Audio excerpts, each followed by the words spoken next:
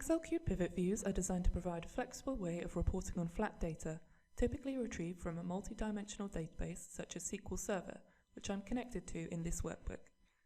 When I go to insert a grid, I am presented with the editor and can define my query as needed.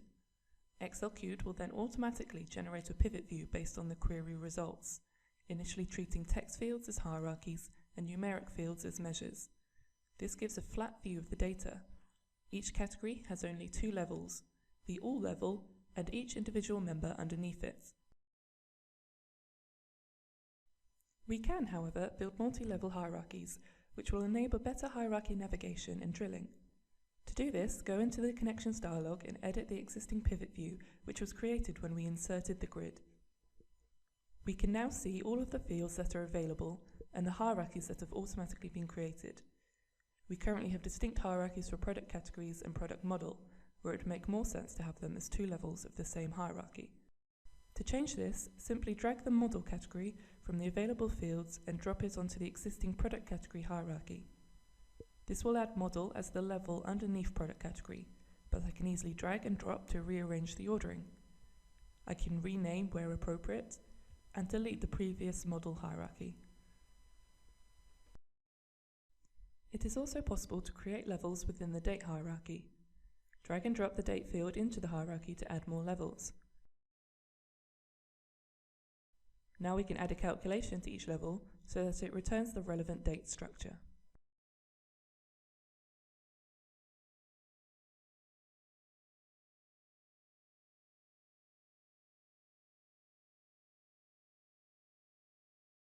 We can now build a grid on this pivot view.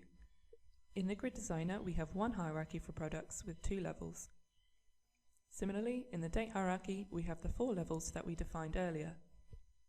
I am able to navigate through and drill into these levels as usual.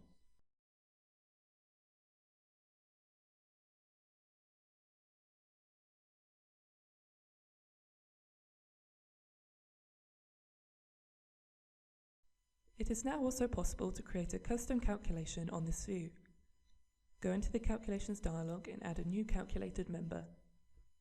I can use the measures and hierarchies already defined in the pivot view, shown on the left. I will create a calculation which is the sum of all mountain bikes and place it as a child of the bikes member.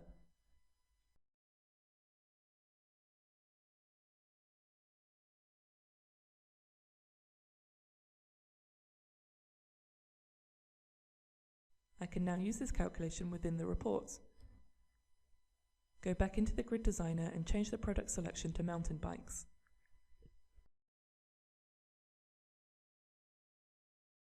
This calculation will then also carry through when I drill into the date hierarchy.